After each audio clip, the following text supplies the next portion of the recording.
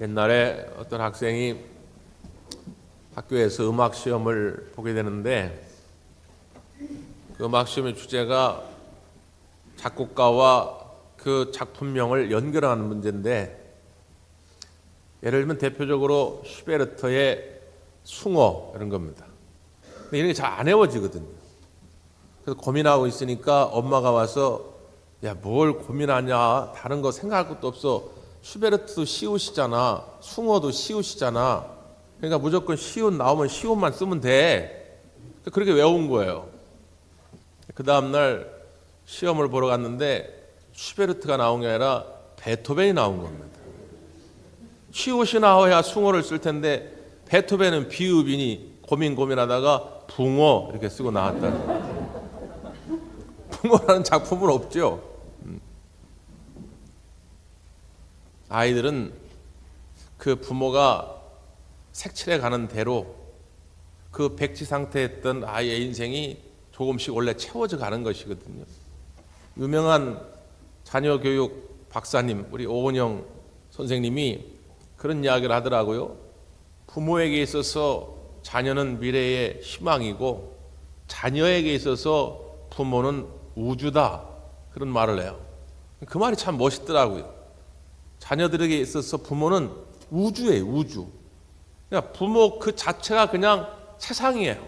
자녀들은 그 부모의 렌즈를 통해서 세상을 보는 것입니다. 그러니까 그 렌즈가, 부모가 삐뚤어져 있으면 자녀들은 세상을 삐뚤게 보게 돼 있어요. 부모가 건강해야 자녀들은 그 부모를 통해서 세상을 건강하게 바라보게 되는 것이죠. 그래서 옛말에 그런 말 있잖아요. 자녀들은 부모의 입을 보고 자라나는 것이 아니라 부모의 뒤통수를 보고 자라난다, 그런 말이 있습니다. 그러니까 아무리 부모가 어떤 말을 해도 그 말이 중요한 게 아니라 부모가 어떤 삶을 살아가는지 그 삶의 발자취, 그 뒤통수를 바라보며 아이들은, 자녀들은 자라난다는 거예요. 과일 가게를 하던 아버지가 있었는데 어느 날 초등학교 다니던 아이가 그 가게를 가게 된 거예요. 근데 아버지가 뭐라고 있나 봤더니 과일 상자에다가 위에는 싱싱한 건강한 과일들을 막 쌓아놓고 그 박스 밑에다가 약간 물른, 약간 상해 가는 과일을 이렇게 깔아놓는 거예요. 그 소비자들은 위에 것만 보고 사니까 잘 모르잖아요. 그러니까 이제 아이가 궁금해서 호기심으로 물어본 거예요. 아빠, 이렇게 해도 돼요? 그런 거예요. 그러니까 이 아버지가 하는 말이, 야, 요즘 다 이래. 이렇게 장사 안 하면 먹고 못 살아. 그런 겁니다. 이 아이가 자라가지고 청년이 되었어요. 취업을 했습니다. 근데 회사는 이제 몇 년 안 돼가지고 공금 횡령, 회사의 공금을 횡령해가지고 감방에 가게 됐어요. 교도소에 간 아이를 아빠가 면회를 갑니다. 아들아, 왜 그랬냐? 그 아들이 하는 말이, 아버지, 요즘 다 이래요. 이렇게 안 하면 먹고 못 살아요. 자기가 십수년 전에 했던 그 말을 그대로 따라서 하는 거예요. 여러분은 여러분의 자녀들에게 어떤 뒤통수를 지금 보여주고 계십니까? 오늘 우리가 읽은 본문의 말씀 가운데 보면 참 아름다운 발자취, 아름다운 뒷모습을 보여줬던 나오미라고 하는 여인에 관한 이야기입니다. 물론 룻기의 주인공은 룻이죠. 근데 룻이라고 하는 인물이 나오기까지 선한 영향력을 미친 사람은 시어머니였던 나오미입니다. 자, 상황은 이렇죠. 엘리멜렉이라고 하는 남자가 있었는데 베들레헴에서 살아가다가 기근이 왔어요. 먹을 것이 없으니까 이 오른쪽으로 가다 보면 모압이라는 땅이 있어요. 모압. 옛날 그 아브라함 조카 롯의 후손들이 정착한 땅이 모압인데, 롯의 후손들이죠. 그래서 이 모압 땅으로 이주를 해갑니다. 그래서 아내인 나오미와 아들인 말론과 기룻 두 아들을 데리고 가는 거예요. 외국 땅에 가서, 낯선 땅에 가서 이주 노동자로 산다는 게 쉬운 일 아니지 않습니까? 옛날에 우리나라도 가난할 때 먹을 것이 없어가지고 저 일본으로, 저 이민으로, 저 뭐 호주 땅으로 가가지고 참 힘겹게 살았잖아요.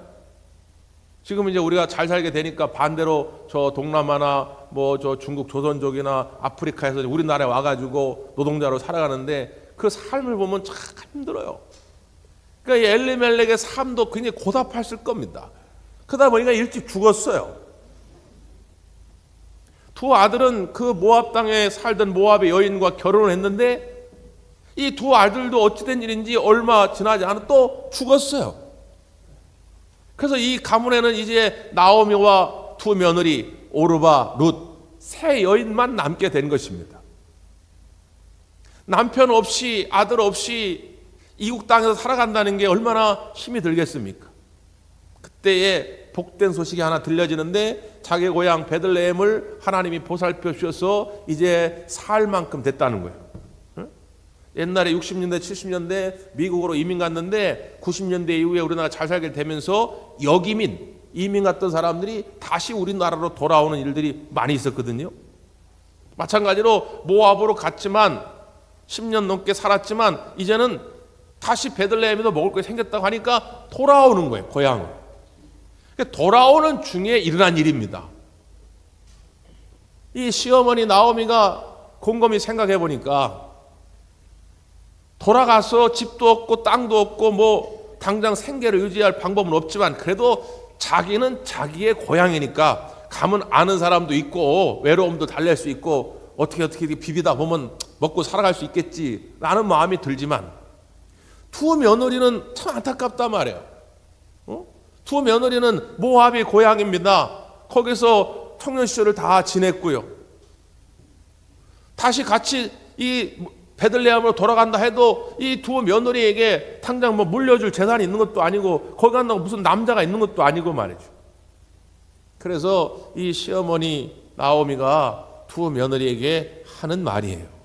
8절 이렇게 되어 있어요. 8절 나오미가 두 며느리에게 이르되 너희는 각기 너희 어머니의 집으로 돌아가라. 너희가 죽은 자들과 나를 선대한 것 같이 여호와께서 너희를 선대하시기를 원하며 이렇게 말합니다. 너희들이 내 남편 살아있을 때 시아버지 그리고 시어머니 잘 선대한 걸 내가 안다. 응? 그리고 너희 남편들 잘 선대한 걸 알아. 그러니 이제 너희 친정집으로 다 돌아가라. 하나님께서 너희에게도 선대하시기를 내가 축복한다. 이렇게 얘기하는 거예요. 선대라는 말. 이게 시브리어로 헤세드라는 말입니다. 시브리어 헤세드가 우리나라 말로 번역될 때는 사랑, 인자, 긍휼, 자비, 은혜, 선대 이런 말로 번역이 돼요. 그러니까 룻기서 전체의 주제가 이 선대, 헤세드입니다. 먼저는 시어머니 나오미가 며느리 룻에 대한 헤세드. 시어머니가 며느리에 대한 사랑과 그 자비, 긍휼 그걸 담고 있어요. 또 반대로 며느리 룻이 시어머니 나오미에 대한 헤세드, 시어머니에 대한 사랑과 은혜, 그 긍휼의 마음이 담겨져 있습니다. 그래서 이것을 통해서 더 나아가 하나님이 우리를 향한 헤세드, 하나님의 그 자비하심과 긍휼하심을 이 룻기서가 보여주고 있는 것이죠. 우리나라 조선시대도 마찬가지죠. 여자가 시집으로 왔습니다. 근데 남편이 일찍 죽어요. 이런 일들이 옛날에 많았어요. 병 걸려 죽고 사고로 죽고 말이죠.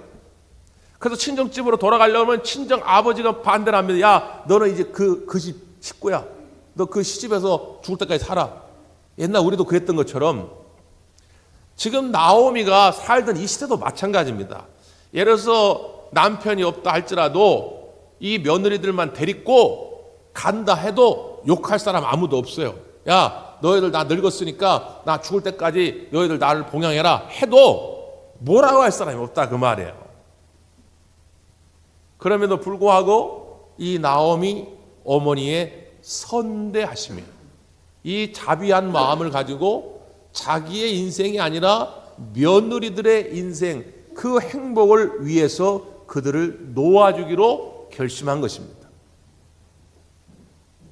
오늘 이 나오미는 걸어가는 그 모습 속에서 이 헤세드, 사랑과 자비의 모습을 보여줌으로 인해서 그 사랑의 마음이 고스란히 이 며느리 룻에게 이어져 오고 전달된 것이죠.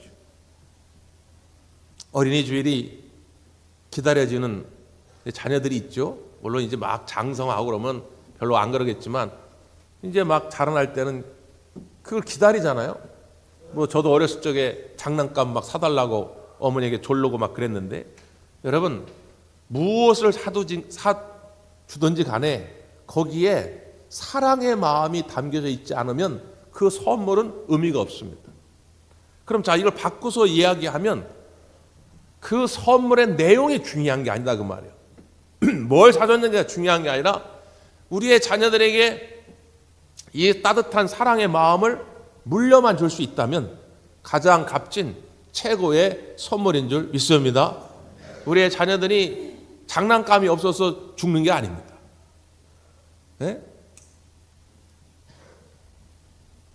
자녀들이 뭐 먹고 싶은데 못 먹어도 죽는 게 아니에요. 이 시대의 수많은 젊은이들이 지금 피폐해져가고 죽어가는 이유는 뭐냐? 사랑이 갈급하기 때문에, 사랑이 없기 때문이에요.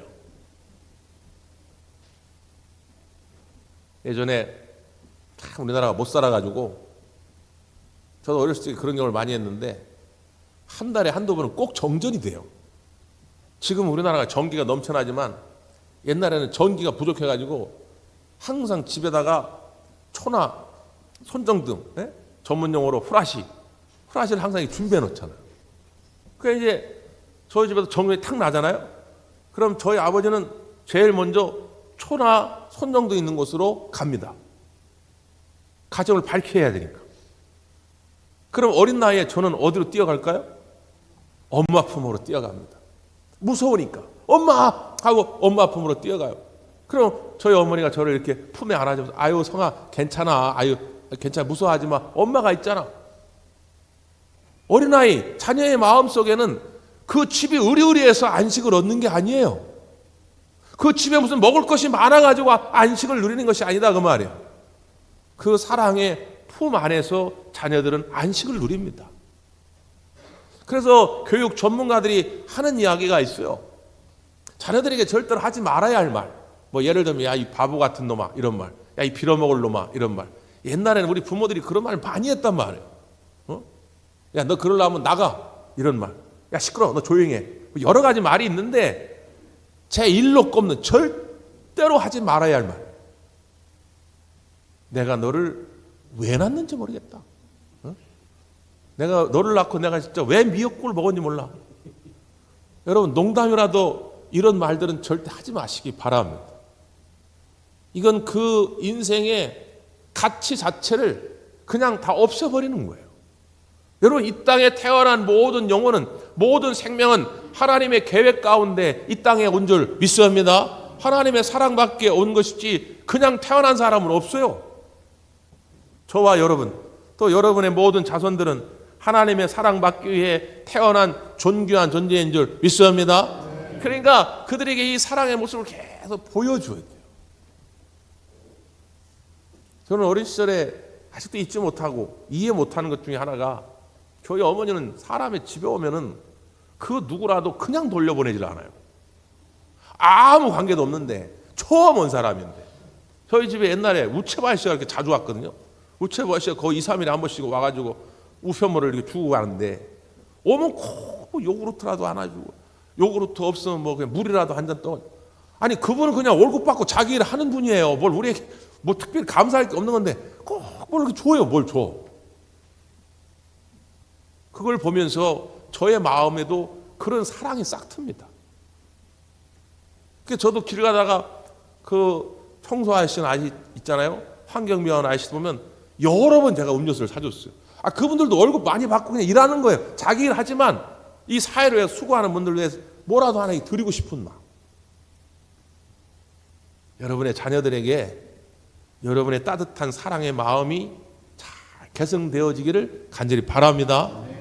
이게 헤세드란 말이에요. 자, 시어머니 입장에서 며느리를 향한 그 헤세드를 보여줬다면 이제 며느리들 입장에서 시어머니에게 보여주는 거예요. 어머니 아닙니다. 우리는 어머니 곁을 떠나지 않겠습니다. 며느리들도 당장 친정집으로 돌아가가지고 새로운 남자 만나가지고 새로운 가정 꾸리고 하면 자기도 좋겠죠. 그러나 그 어머니를 홀로 둘 수가 없는 거예요. 그러니까 이 나오미가 다시 며느리에게 권면한 대목이에요. 11절 보겠습니다. 11절 시작. 나오미가 이르되 내 딸들아 돌아가라. 너희가 어찌 나와 함께 가려느냐. 내 태중에 너희의 남편 될 아이들이 아직 있느냐. 딸들아 돌아가라. 내 태중에 너의 남편 될 자가 있느냐 말이죠. 이게 우리 지금의 풍습으로는 이해가 안 되지만 옛날 이때는 어떤 풍습이 있었냐면 계대 결혼의 풍습이 있었어요. 그러니까 형과 형수가 결혼을 했잖아요. 근데 옛날에는 형이 빨리 죽는 경우가 많았단 말이에요.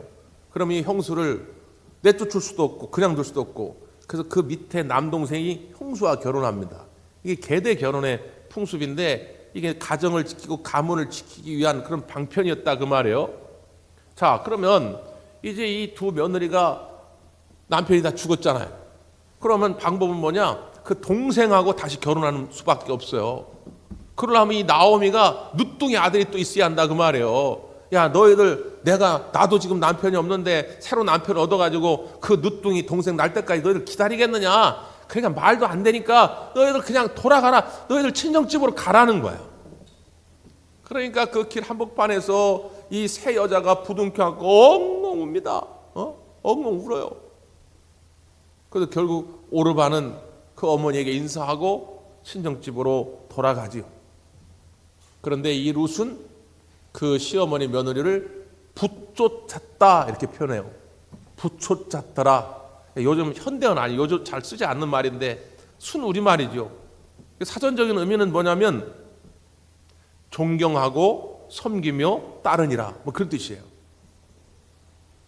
이게 히브리어로는 다바크라는 단어인데, 다바크, 예를 들면 창세기에서 하나님이 남자와 여자를 창조하셔가지고 남자와 여자가 합하여 하나가 되었다 할 때 쓰는 말이 다바크예요. 다바크. 그러니까 붙쫓았다 이 말은 그 시어머니와 하나가 되기 위해서 딱 달라붙었다는 거야. 또 신명기에 보면 하나님께서 백성들에게 충성을 기대할 때, 하나님의 백성이 하나님 앞에 충성할 때 쓰는 용어가 다바크예요.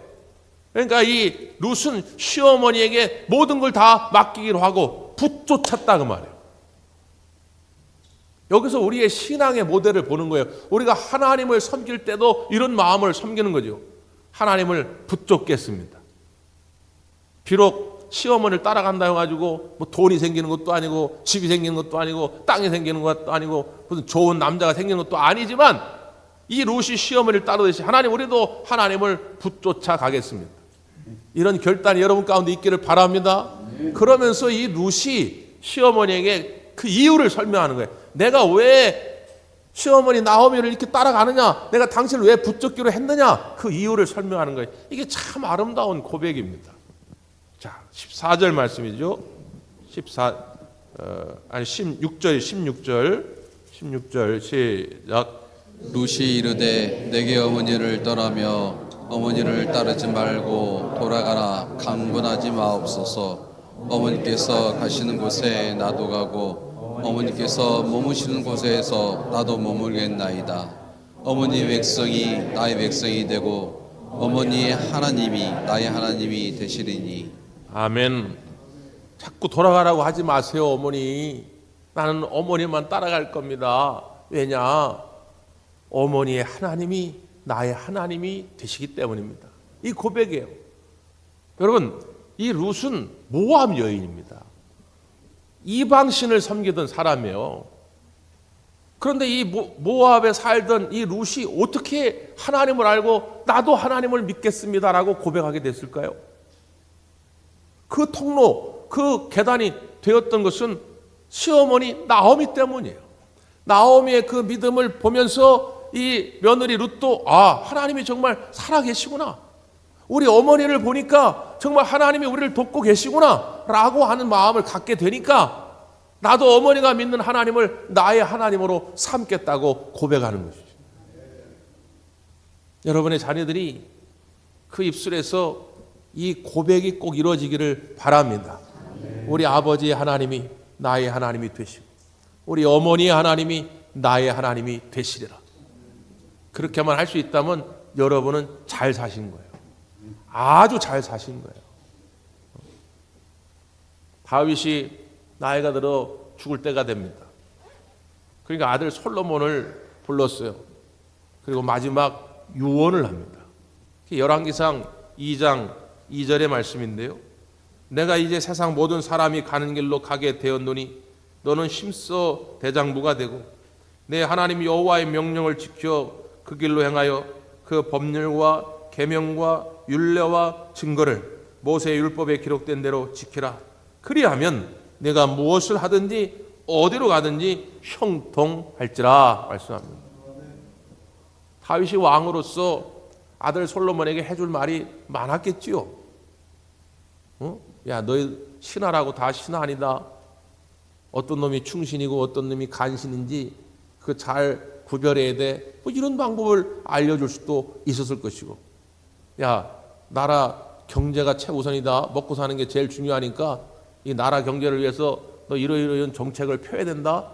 이런 말도 해줄 수 있을 것이고, 아니면 군사 전문가로서 야, 전쟁할 때 어떻게 이길 수 있다. 이런 말을 해줄 수도 있었겠지요. 근데 다윗은 그런 말을 하지 않습니다. 그게 중요한 게 아니라 그 말이에요. 네가 어디로 가든지 무엇을 하든지 형통한 삶을 살기를 원한다면 하나님의 말씀에 순종하는 삶을 살아야 됩니다. 네가 하나님의 말씀을 청정하고 그 말씀에 순종하는 삶을 살면 너의 삶은 자연스럽게 형통하게 될 것이다. 이게 다윗의 확신이었어요. 믿음이 잘 계승되지 못하는 이유는 뭐냐? 부모에게 이 확신이 없어요. 다윗과 같은 이 확신이 없어요. 정치 잘하는 법, 경제를 잘 다루는 법, 싸움 잘하는 법 알려주지 않아도 하나님의 말씀만 잘 계승되어지면 내 아들이 잘 살게 될 거다, 형통한 삶을 살게 될 거라는 확신이 우리 부모에게 없다는 거예요. 이게 문제라는 거예요. 여러분은 어떻습니까? 여러분이 여러분의 자녀들에게 믿음만 잘 개선시켜 줄 수 있다면, 하나님의 말씀을 사모할 수 있는 마음만 이어지게 할 수 있다면 여러분의 자녀들은 복 있는 삶을 살아가게 될 줄 믿습니다. 기도하겠습니다.